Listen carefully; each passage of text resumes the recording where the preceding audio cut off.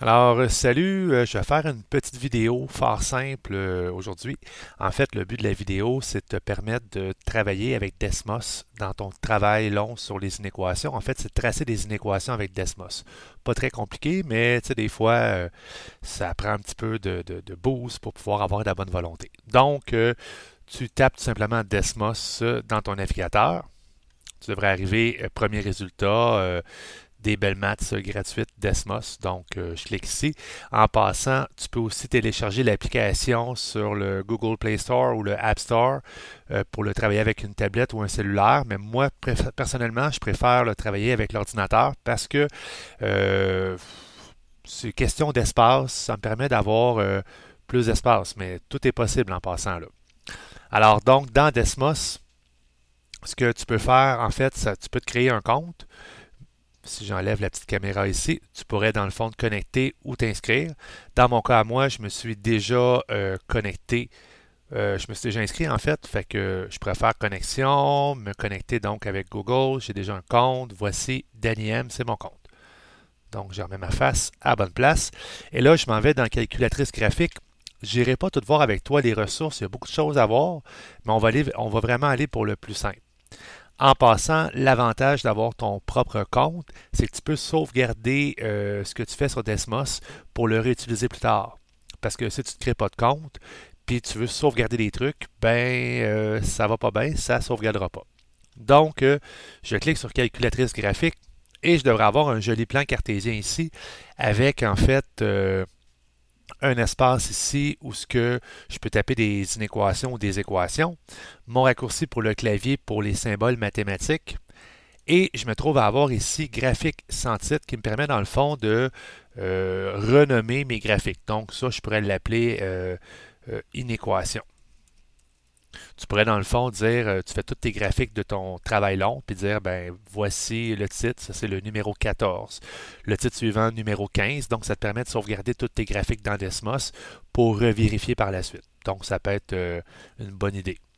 Quand tu veux retrouver tes graphiques par la suite, tu peux cliquer ici et réouvrir tes graphiques. Vois-tu, j'ai un graphique sauvegardé ici qui s'appelle inéquation. Il y a déjà des exemples qui sont là, mais notre but c'est tout simplement de travailler avec les graphiques. Donc, je peux tasser cette bannière-là en cliquant ici. Donc, je veux tracer des inéquations.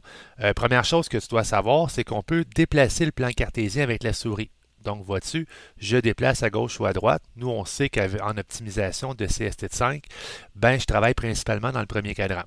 Je peux aussi zoomer, dézoomer. Donc, ici, il y a les flèches, ce qui me permet de zoomer, dézoomer. Je peux aussi le faire avec la roulette de la souris. Donc, dans les deux sens, zoomer, dézoomer. Tu t'amuseras à le faire. Si je tasse un peu la caméra ici, j'ai des boutons fort intéressants. J'ai les paramètres du graphique qui me permettent, dans le fond, de mettre en mode projecteur. Ça, je m'en sers en classe pour permettre d'avoir, en fait, regarde, ça permet, dans le fond, de voir tout en plus gros. C'est parfait pour les élèves quand vous êtes loin.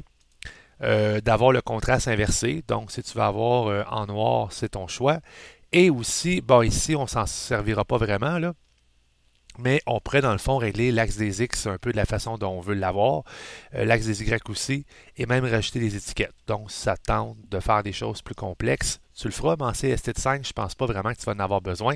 Fait amusant, si j'appuie sur la touche Shift, je peux tout simplement dégraduer, en fait, zoomer un axe à la fois.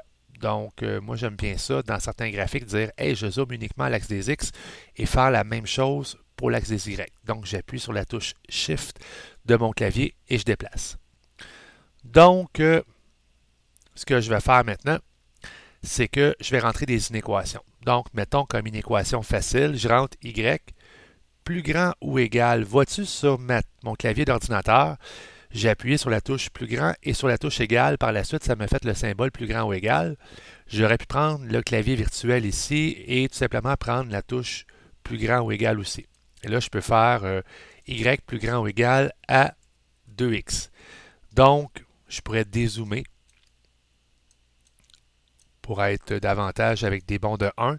Et là, je peux voir facilement où passe mon inéquation. Je peux même aller me placer dessus ici avec des points. Donc, tu vois, ça passe par le point 5,10.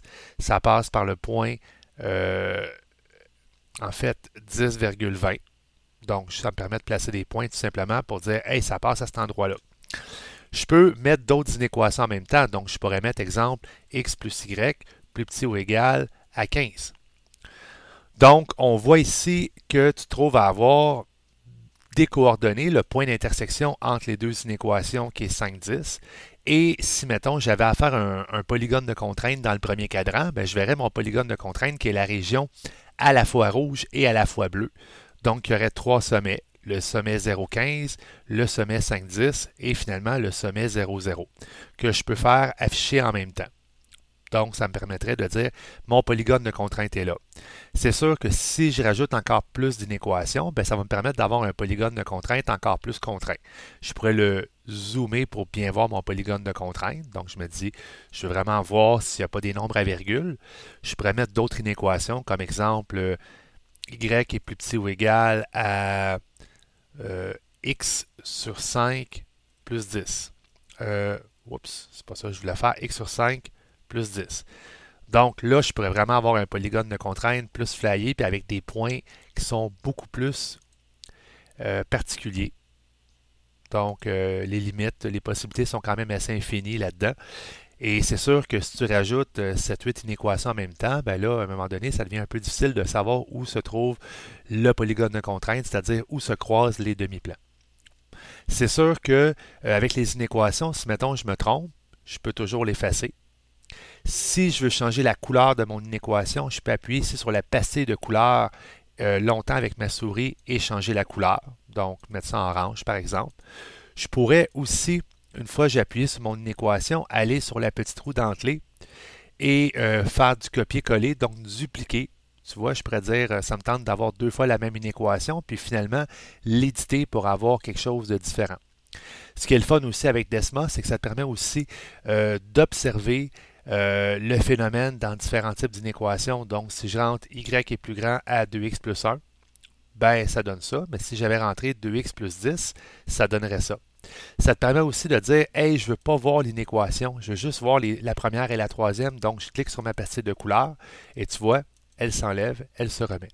Donc, les possibilités quand même sont très grandes. Et je te dirais que pour ton travail, pour ce que tu as à faire avec Desmos, les explications d'aujourd'hui, je pense qu'elles sont quand même suffisantes. Donc, j'espère que tu as apprécié cette petite vidéo. Je te dis à la prochaine vidéo. Au revoir!